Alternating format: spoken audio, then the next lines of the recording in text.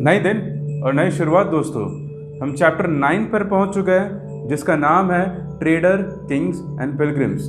इसमें हम कुछ ट्रेडर्स के बारे में बात करेंगे, कुछ सामान जो एक जगह से दूसरी जगह कैसे पहुंची। हम कुछ राजाओं के बारे में समझेंगे, कुछ सेंट्रल इंडिया के राजा, जो मध्य भारत में जो राजा थे, और हम कुछ समझेंगे जो साउथ के राजा थे उनके बारे में भी। और इसके बाद से हम पिलग्रिम्स के बारे में समझेंगे, कैसे बुद्ध रिलीजन पूरे कंट्री वाइड एशिया में स्प्रेड हुआ। और फिर हम थोड़ी सी भक्ति सिस्टम के बारे में भी बात करेंगे। तो चलिए इस जर्नी की शुरुआत करते हैं आपके साथ, मेरे दोस्त शेरू के साथ। शेरू, तो जी हाँ, अब 8th चैप्टर जो हमने कवर किया था, उम्मीद है आपने वो पढ़ लिया होगा और हमारे वीडियोस को भी देख लिया। नहीं देखा तो प्लीज़ आप उन वीडियोस को भी देख लीजिए, चैनल को सब्सक्राइब करिए, क्योंकि कुछ कुछ चीज़ें हैं जो इसमें लिंक होंगी हम हमारे प्रीवियस चैप्टर से। तो सबसे पहले एक जागिनी की कहानी आती है। जागिनी एक मेला लगा था उसके गांव में, वहाँ मेले में गई और वहाँ पे उसने देखा बहुत खूबसूरत पॉट्स, खूबसूरत वेसल्स थे। और उन खूबसूरत वेसल्स को देख के वो सोची कि जो लोग लाए थे इसको, वो ना बड़े बड़े ट्रक में थे, बड़ी बड़ी गाड़ियों में थे। तो उसको लगा कि ये लेके जो आ रहे हैं लोग, ये गाड़ी में इनका कोई दुकान क्यों नहीं होता है, ये क्यों गाड़ी वाड़ी में लेके हमेशा घूमते रहते हैं एक जगह से दूसरी जगह पे। तो ये सवाल उसके मन में आया। तो आप शेरू बताइए, क्यों वो घूमते होंगे गाड़ी में? क्योंकि वो बहुत दूर से आते होंगे। नहीं, ट्रेडर्स जो होते हैं वो कॉन्स्टेंटली मूव करते हैं एक जगह से दूसरी जगह पे। और जो हमारे पुराने ट्रेडर्स थे, हिस्टोरिकल ट्रेडर्स थे, वो हमेशा कॉन्स्टेंटली घूमते थे। तो इसलिए उसके एक एग्जांपल लेते हैं, जो NBPW, जो नॉर्थन ब्लैक पॉलिश्ड वेयर करके एक पॉटरी जो आई थी, ये आप देखेंगे वैसे तो एक नॉर्थन स्टेट्स में बनता था। इसके कुछ फिक्स्ड प्लेसेस थे जहाँ पे इसका प्रोक्योरमेंट होता था, जहाँ इसको बनाया जाता था। लेकिन इसके जो ट्रेसेस है पूरा सब कॉन्टिनेंट में मिला है, सिर्फ एक जगह पे नहीं बट पूरे जगह पे फैला हुआ था। इसका मतलब जो ट्रेडर्स थे वो कॉन्स्टेंटली इसको लेके इधर से उधर चलते रहते थे। अब हम रास्तों के बारे में बात करेंगे, कैसे चलते थे वो। तो शुरू आप बताइए, कैसे चलते होंगे वो लोग? वो लोग या तो रास्ते से जाते होंगे या तो सी वे से। शिप से चलते थे वो लोग। शिप्स उस वक्त आ चुका था। काफ़ी इंपॉर्टेंट रूट्स के बारे में हम आज देखेंगे। और अगर आप प्लीज़ एक और चीज़ कर लीजिए, 76 पेज नंबर पे सी रूट्स बनाए हुए हैं, सिल्क रूट का, उसमें पूरा वर्ल्ड का सी रूट्स बनाया हुआ है, उसको आप थोड़ा देख लीजिए। इसके ऊपर ऑब्वियसली हम एक वीडियो भी बनाएंगे जिसमें वर्ल्ड रूट्स के ऊपर हम पूरा कवर करेंगे। लैंड रूट, सिल्क रूट और सी रूट, तीनों सारी चीज़ें कवर करेंगे।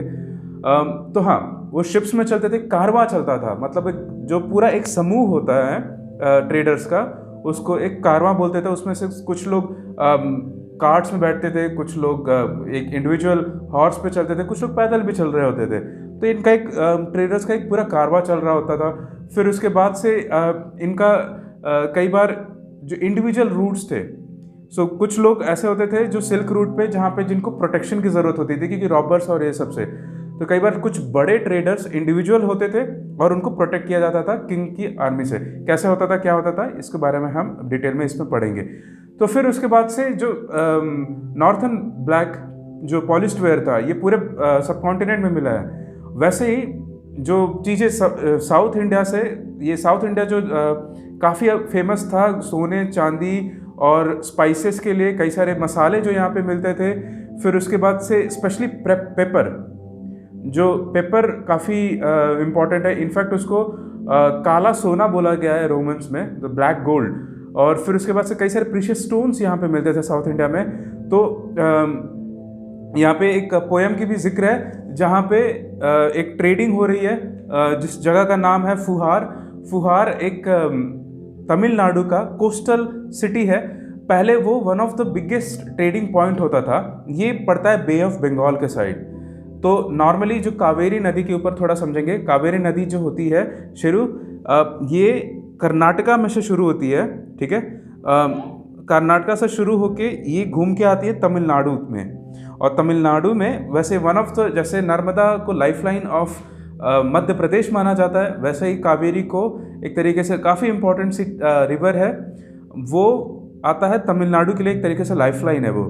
तो वो बे ऑफ बंगाल में जो ये नाम है फुहार, इस पे जाके बहता है। ये काइंड ऑफ रिवर माउथ है जो फुहार का एरिया है। बट सिर्फ वो सिटी चूँकि एक जगह से पूरा फैल गया था, एक काफ़ी बड़ा एरिया है जो फुहार में आता है, एक तरीके से अपने आप में एक डिस्ट्रिक्ट अब है, पहले सिटी था।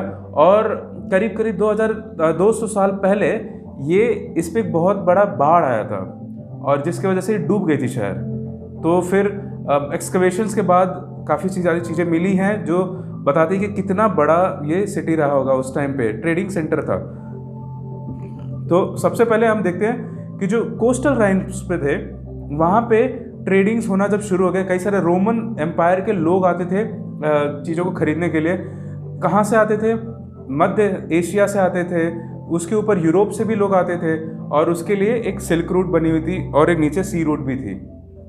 अब सवाल है कि इनको सी रूट कैसे मिलता होगा। तो आप सी रूट को देखेंगे तो जो विंड्स होते हैं, वैसे तो सी रूट फाइंड करने के लिए सबसे पहले बेस्ट तरीका होता है कि जो कोस्ट है, कोस्टल लाइंस के हिसाब से चलिए आप, यानी जो महाराष्ट्र कर्नाटक ये जो कोस्टल लाइंस है, ये पहले तो कोस्टल लाइंस के साइड बाय साइड लोग चलते थे, वो एक रूट था।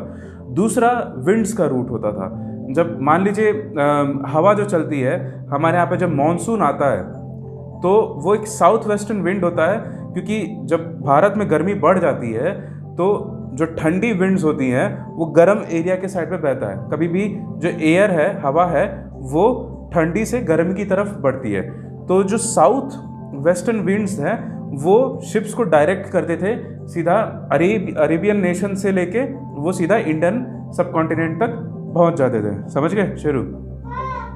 हाँ, तो ये जो मॉनसून विंड्स से ये भी एक मतलब एक काइंड ऑफ नेविगेशन होता था जिनका वो सी रूट्स को फाइंड करने के लिए।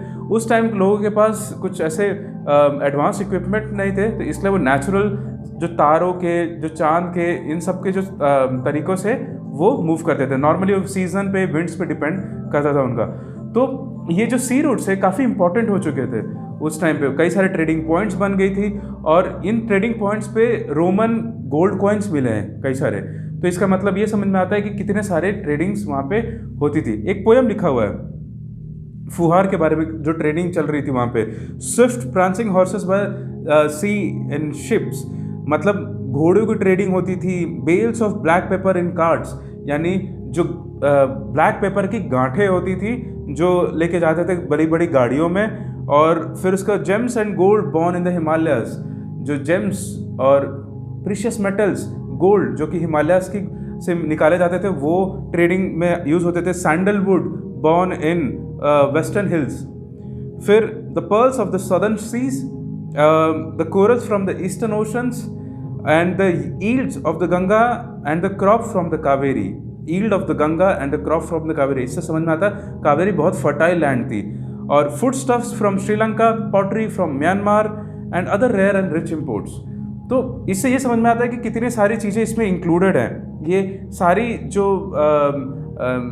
हमने इस पोएम में आइटम्स बताई गई है, इन आइटम्स का डेली यूज़ था और ये हर जगह पे उग नहीं सकते थे या हर जगह पे मिल नहीं सकते थे, इसलिए ये ट्रेड लाइन्स काफ़ी फ्रिक्वेंट होती थी। लोग यहाँ पे बहुत बार बार आते थे और बार बार आने की वजह से ये एक इम्पॉर्टेंट ट्रेड स्टेशन बन गया था। ट्रेडिंग किससे होती थी? कई बार सामान से सामान, बार्टर सिस्टम भी होती थी। कई बार कॉइन्स आना शुरू हो गए थे इसमें, इसलिए गोल्ड कॉइन्स कई बार कई जगहों पे हमें मिले हैं रोमन गोल्ड कॉइन्स। समझे शुरू? तो अब जो कई सारे नए किंगडम्स बनना शुरू हो गए, क्योंकि ये जो आप सी रूट देख रहे हैं तो समझ सकते हैं कि कितना इंपॉर्टेंट ट्रेड स्टेशन होगा। यहाँ पे अगर टैक्स तो बहुत ज़्यादा हैवी मिलेगा। अगर कोई राज्य राज्य बसता है तो अपने आप में काफ़ी मजबूत राज्य हो जाएगा, क्योंकि उसके पास बहुत पैसे होंगे।